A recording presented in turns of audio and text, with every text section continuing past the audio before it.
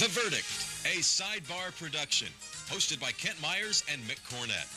As a part of its traditional and continuing commitment to public and community service, Crow & Dunlevy sponsors The Verdict. Also sponsored by Delta Dental, Oklahoma Lawyers for Children, and C.H. Guernsey & Company. Each week on The Verdict, we present an objective discussion of contemporary and legal issues, topical issues that will affect Oklahomans in their daily lives. The Verdict, a Sidebar production.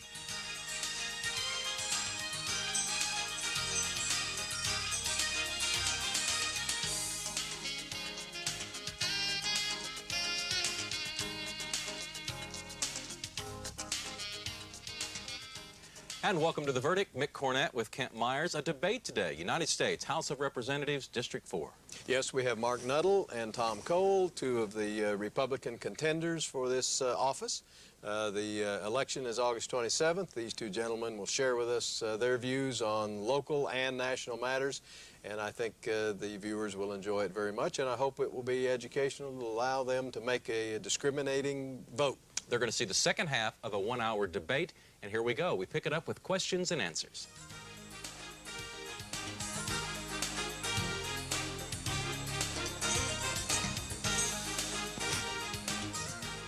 And welcome to the special edition of The Verdict, a debate between two Republican congressional candidates for Oklahoma House District 4.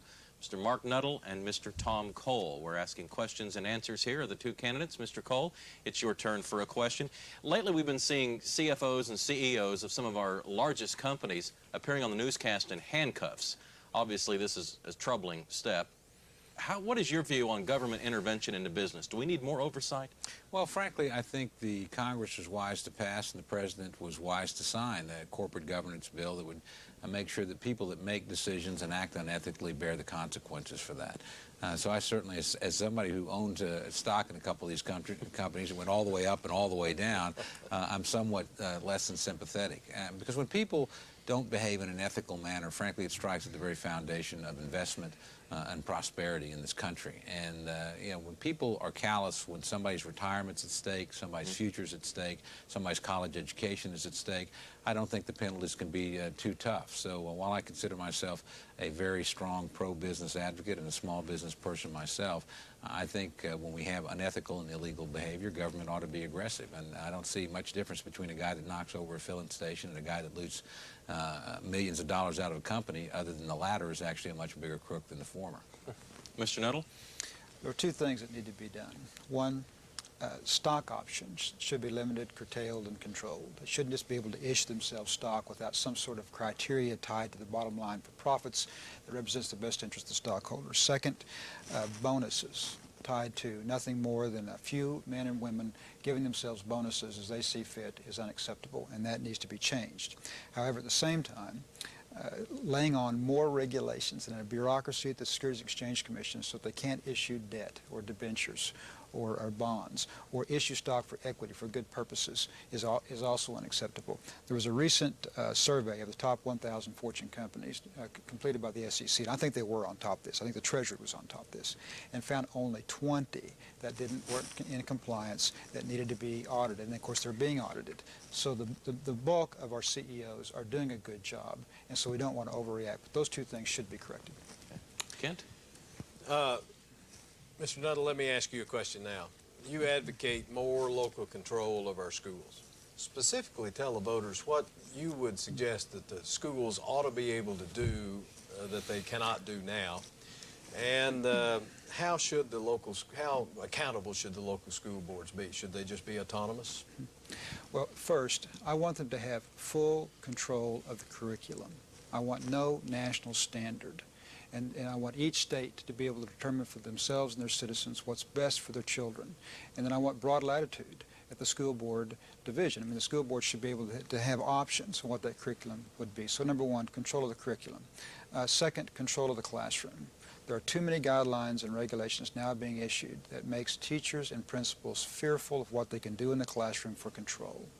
Part of this is a trial lawyer problem, and too many lawsuits, and they're afraid of being sued, and they can't discipline people in the classroom, and that's unacceptable. The protection of the teacher and the environment for a safe and healthy environment for those students is critical, so in control of the classroom. And the answer to the last part of your question, the ruling authority should be the state legislature, superintendent of schools, with a broad latitude for the local school boards to be able to pick options on how to administer the education to our children. Your response? Well, frankly, I agree very much with what Mark had to say. I would be a strong supporter of the Principal and Teacher Liability Act in Congress that actually will prevent these frivolous lawsuits that people are trying to create discipline. I think the second thing that, frankly, we ought to do in Oklahoma is move the dates of a lot of our school election millages and school election participation. They're designed for the minimum number of people to participate in school election. We should move them to primaries, potentially even to general elections, so we have maximum participation at the local level in the governing process of our schools. And now we will take a break. We'll be right back.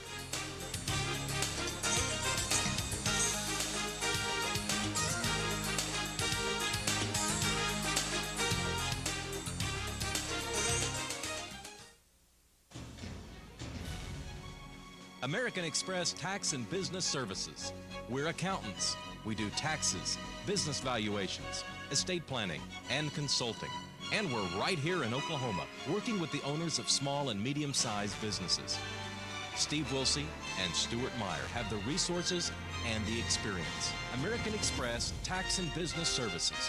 In Oklahoma City, the phone number is 405-843-5311. And Blankenship has stopped at the line of scrimmage. No gain on the play. Leaving it 4th and 7 on the Tiger 46-yard line. 38 seconds on the clock. The Tigers have no choice but to go for it. Wiggins in to do the kicking. Here's the snap. And the kick is away.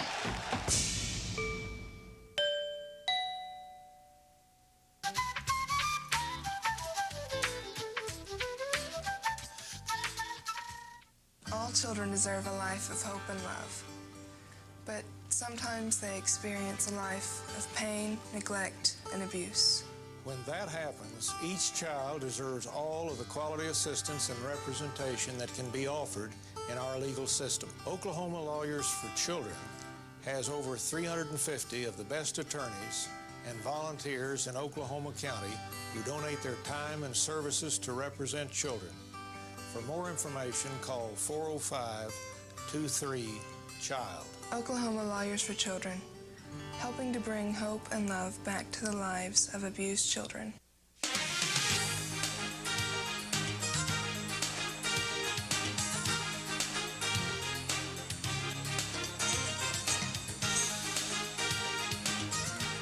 Glad you're with us for this special edition of The Verdict. I'm Mick Cornett, along with Kent Myers. We're having a debate, and we're changing the rules here a little bit. We're changing the rules. We think it will be interesting. We're going to now ask each candidate to ask the other candidate a question and give that candidate some time to respond, and the initial questioner may ask a follow-up if there's sufficient time available. And I think it will be time for our viewers to see what the candidates are interested in finding out from their opponent. So we can start out with Mr. Cole. You may ask the first question. We're talking 3 minutes here between? Yes. 3 minutes. Okay. 3 minutes. What a treat. We never get to do this. Mark, obviously you and I are good Republicans, and I think would generally be supportive of the president, would generally be supportive of the Republican majority in the House. What are the issues that you see across partisan lines where we could reach out and cooperate with conservative Democrats and get things done? Oh, Tom, there are many. I think we agree largely on national defense and homeland security. I think that Democrats are as desirous of protecting our boundaries and our borders as we are. Second, there's some common ground on jobs and the creation of jobs among conservative Democrats, enough to have a ruling conservative majority in Congress. We don't have enough debate today on what is the difference between the U.S. system and the rest of the world. There's my question to you, I'll just give you a little hint, it's going to be about the World Trade Organization. There are 188 trading partners. Of those 188 trading partners, only the United States is truly free enterprise. And understanding that is important, and some, from particularly the rural states in between the mountain ranges, are of like mind. And then I think there are some social policy conservative issues that some Democrats, now there's not many, but that some would agree with us on, that you should have a right to pursue your faith, that it's not, shouldn't be illegal for a church to be at least involved in the political debate, and then all the things that comes from that. Any follow-up question? No, I would just like to know, and it's not a major issue, I can't imagine we would disagree on it, but one of the things we've had difficulty with is getting federal tort reform. And that is, I think, very much a bipartisan issue. What would you think our prospects are of getting class action lawsuit reform, for instance, through the Congress? Well, again, it's how we can control and not control, but compete with trial lawyers. I think it's driven largely by money, and I don't like that. That's a more difficult issue on a nonpartisan basis. It goes to the basic premise. A lot of Democrats believe in government totally. And therefore, if we are restrained constitutionally, that's okay because the end justifies the means. More government control makes for a better society. And a lot of them rely upon, because they're out of sync with mainstream America, the courts to legislate for them. And of course, you and I don't agree with that. And that's really one of their power bases, which I think is hard for them to give up. Your opportunity now to ask Mr. Cole a question. Well, Tom, the question I'd ask you is if try to ask you the question I want to be asked. It's like giving a present, I guess. Given the fact that the world is now moving toward a one-world economy driven by the internet, and that the United States dollar is the world's primary currency, what do you believe that the U.S. government's policy should be toward the World Trade Organization, and then a subset of that, the International Monetary Fund? Well, I think in terms of the world trade, I'm a free trader, and I started out with that philosophically. I think free trade keeps prices low. I think it allows countries to channel their energy and their people and their resources to the most productive outcome. But I think in that process, free trade doesn't mean everybody's free to dump in the United States and their markets are closed. So I think too often the World Trading Organization has been a sort of weapon where other countries use it to pry open our markets without being reciprocal. I think China is probably one of the great examples in that regard. Here's a country that we had, frankly, no serious trade relationships with 25 or 30 years ago. Now we run a $30 billion a year deficit with. It's a country that has, as you know from your own vast experience, because I've heard you talk about this eloquently, a country that has it allows internal piracy, if you will, of American products and American technology and American ideas. I think that's where you have to get tough. And so I think I certainly would not be for withdrawing from the World Trade Organization. I think it's been useful, but I think that we have to be a little bit more aggressive in defending our interests and recognize that while we are the great flywheel, if you will, of the world economy, we're 25% of the world economy. You know, in 1950, we were 50% of the world economy. That doesn't mean we've declined. It means everybody else has recovered from the Second World War and caught up. But it also means that we don't have to bear quite the burdens that we have carried in the past. Less than a minute for a follow-up question on this subject, if you'd like. Well, you mentioned China. I did help write China's intellectual property law at the request of George Bush Sr. at that time. They did have great difficulty with it. They're a part of a French world system, if you will, that is moving the world towards more managed government. And it is going to take some strong action to stop the misuse of our markets and our dollar so that small businesses can borrow money as they need to and prosper. What would you suggest that we do to protect small business versus the big business states of New York, Ohio, Illinois, California? Well, a lot of things we need to do are, frankly, we ought to start here. Our workers' comp system, as you know, in this state is one of the worst in the country. It's one of the only 4 or 5 that's adversarial. That ought to be done away with. Our workers' comp rates are some of the highest in the country. The benefits workers get are some of the lowest in the country. That means that a lot of the trial lawyer bar that focuses on workers' comp and a lot of professional witnesses are doing extraordinarily well. So some of our problems are state-created. I think we did ourselves a big favor in moving forward on right to work. Mark played a terrific role in that. So I think we need to take responsibility for our own fate here a little bit more than sometimes we do. You're watching a special edition of The Verdict, a debate between 2 Republican congressional candidates, Tom Cole and Marc Nuttle. We'll all be right back after this.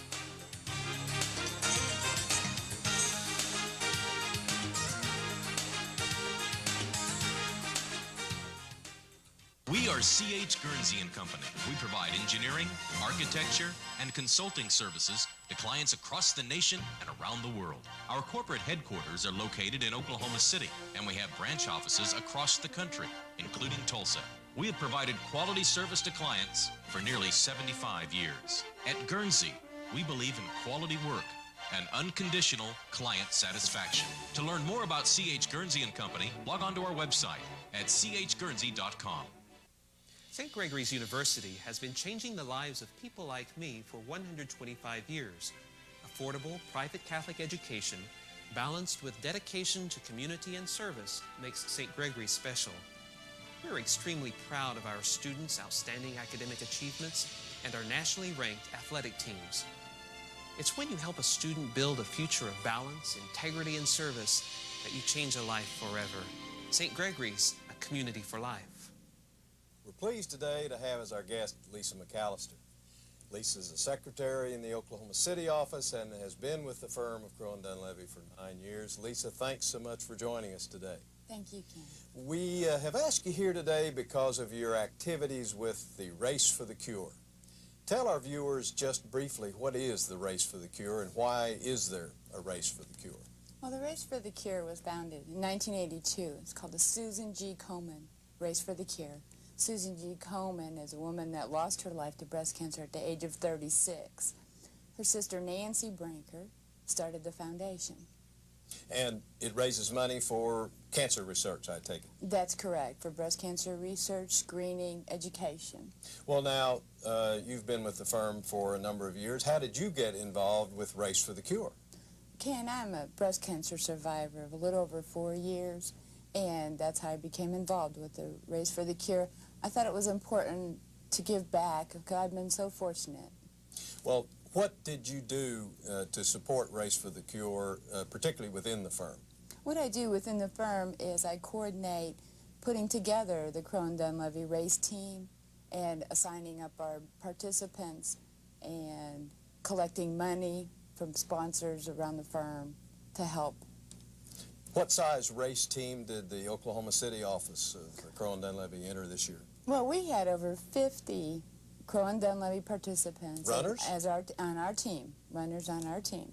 And raised substantial sums of money, I suppose. That's correct. How does that 50 or 50-plus numbers compare with what the firm has done in the past? We do, this year was our biggest team, and every year our team just seems to grow and grow. And you're kind of in charge of getting that done? That's correct. Well, just in the few seconds we have remaining, why is it, Lisa, that Race for the Cure is important? What would you like our viewers to know about that? Well, when a woman is diagnosed with breast cancer, it's important that she not walk alone. It takes a team effort to raise the funds, to put towards research, screening, testing, and just community awareness of breast cancer. Lisa, thank you so much for talking about Race for the Cure. We're really pleased to have you. Thank you. Thank you for having me.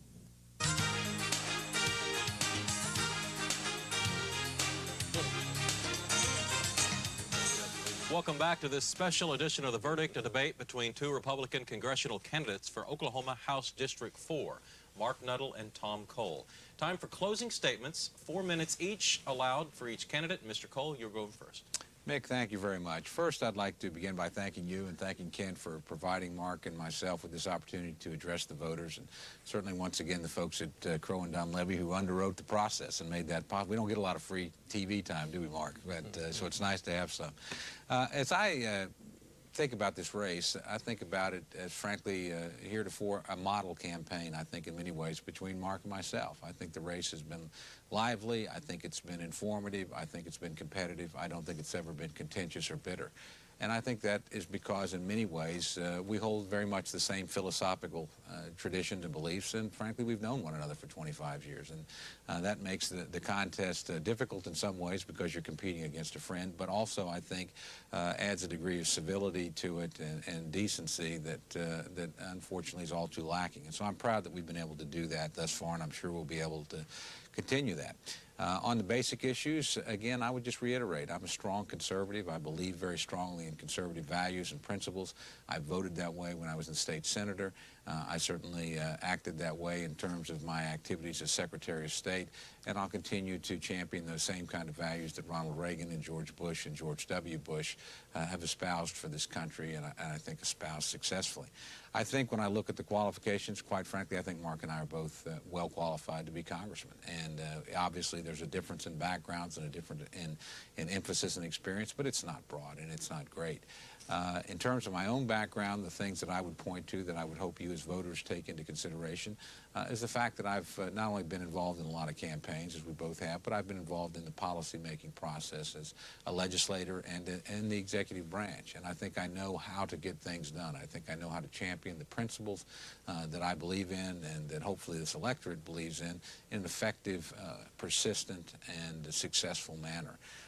The other thing I would ask Republican voters in particular to look to is our ability to win the election. And again, I think we're both terrific candidates. I think perhaps I have some assets in terms of having reached out to conservative Democrats over the years, although quite frankly I would tell you I think Mark has done the same thing and did that in the Right to Work debate. So that involvement in the political arena and the political activity I think is an enormous plus for whoever happens to be the Republican Party nominee.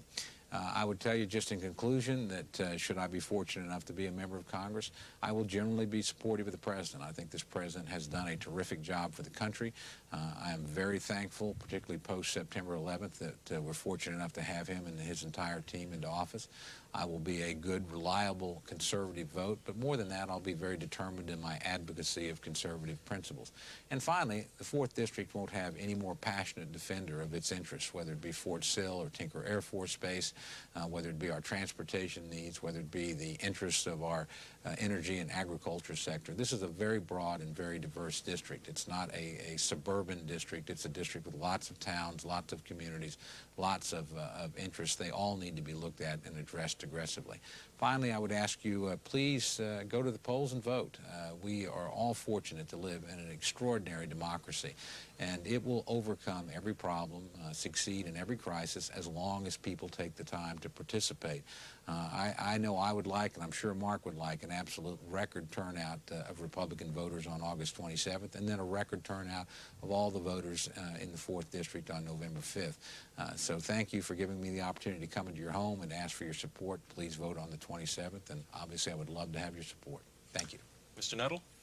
Big thanks. And I too want to thank both of you for the opportunity for us to sit here and discuss these issues. And Tom, I want to thank you for the campaign that we both run to this point. We talked about this early, that we would run a clean campaign, stick to the issues and the merits of the issue, and that we would endorse each other after primary. And I want you to know I still commit to that, not the next day, but that night. And I look forward to the next 12 days or whatever it is with this same type of demeanor. So I want you to know I appreciate it. What this campaign is about is what are we going to leave for our children, for their future prosperity and their ability to have the same opportunities that we had. I learned in the Right to Work campaign that it requires a broad coalition, a lot of diverse people, not just party, but ideological conservatives doing the right thing for the next generation more than just exactly what they need to do for themselves today. It requires both. The 4th District has an opportunity to send a conservative to Washington, D.C. that will not in any way compromise his principles. I have spent a lot of time in Washington, D.C. I know this president. I know Karl Rove, and the chief strategist, Mary Madeline, the chief advisor, Dick Cheney. I know the vice president. Nick Callio, the legislative liaison to Congress. I worked with him at the Congressional Committee. My point is that they'll listen to us. I am ready to take our message to them and make our values, our conservative family values, the standard, not just to protect, but to advocate. The country will be much better off for it if in fact we're able to do that. I am a conservative. I do believe in the conservative values of Ronald Reagan. I was his national field coordinator in 1984, and he taught me that it's not just enough to be a conservative. You have to fight for those values and win. You have to fight for your programs. I don't need to go to the White House black tie dinner anymore. Been there, done that. I think what people want are the truth, They want us to tell the truth. They want us to be honest in our agenda, and each and every day get up and do what's right for this district and our children and their future, for the things that we need here and the services that we need.